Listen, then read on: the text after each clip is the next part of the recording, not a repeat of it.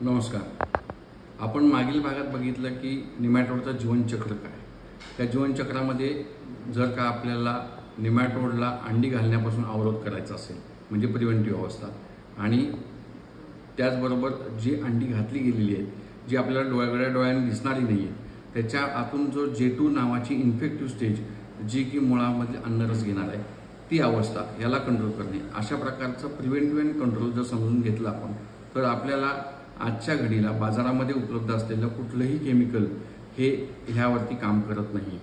अशा प्रकारे जर का त्यांचा दावा जो आहे तसा असता तर त्या ठिकाणी निमॅटोडच्या गाठी तयार झाल्यानंतर त्या गाठी जिरल्या गेल्या पाहिजेत, तिथली निमॅटोड हा पूर्णपणे निरस्त झाला पाहिजे, म्हणजे तो संपला पाहिजे आणि झाड पुन्हा पूर्ववत झालं पाहिजे। अशा पद्धतीमध्ये आपल्याकडे जो आत्ता पर्याय उपलब्ध आहे त्याचं नाव आहे निमॉन। तर तो जो निमॉन नावाचं जे औषध आहे हे मोठ्या प्रमाणावरती शेतकऱ्यांनी अनुभव केलेलं औषध आहे। हे औषध जे आहे याच्यामध्ये जर आपण प्रामुख्याने बघितलं तर हे प्रिव्हेंटिव्हमध्ये पण काम करतं आणि त्याचबरोबर कंट्रोलमध्ये पण काम करतं। आता प्रिव्हेंटिव्हमध्ये काम करतं म्हणजे काय करतं, तर जी मादी मुळाच्या बाह्य आवरणातून प्रवास करणार आहे आणि अंडी घालणार आहे तर तिला बाह्य आवरणाच्या ठिकाणीच थांबवते। म्हणजे काय करते, तर हे औषधाचं पूर्णच्या पूर्ण एक वेगळा लेयर आवरण तयार होतं मुळावरती, ज्याच्या आतमध्ये मादी त्याला छेदून जाऊ शकत नाही, म्हणजे अंडी घालण्याचा प्रश्न येत नाही। दुसरं असा की अंड्याच्या भोवती जे असलेलं लवचिक आवरण आहे हे एक जिलेटिनसारखं आवरण आहे, ह्याला विरघळवलं तर त्यातली असलेली न डेव्हलप झालेली अंडी ते पिल्ला अवस्था ही त्या ठिकाणी पूर्णपणे संपते। त्याच्यावरती निमॉन काम करतं। आणि कंट्रोलमध्ये जर बघायला गेलं तर ज्याच्यामध्ये J2 नावाची इन्फेक्टिव्ह स्टेज तयार झालेली आहे त्याचा असलेला बाह्य आवरण याला विरघळवण्याचं काम हे निमॉन करतं।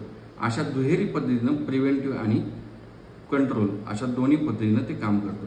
अशा प्रतिबंधात्मक आणि उच्चाटनात्मक औषधाचं नाव निमॉन आहे। डाळिंबामध्ये याचा उपयोग आपल्याला करायचा झाल्यास 300 मिली प्रति एकर आहे आणि इतर भाजीपाला पिकामध्ये 100 मिली प्रति एकर आहे।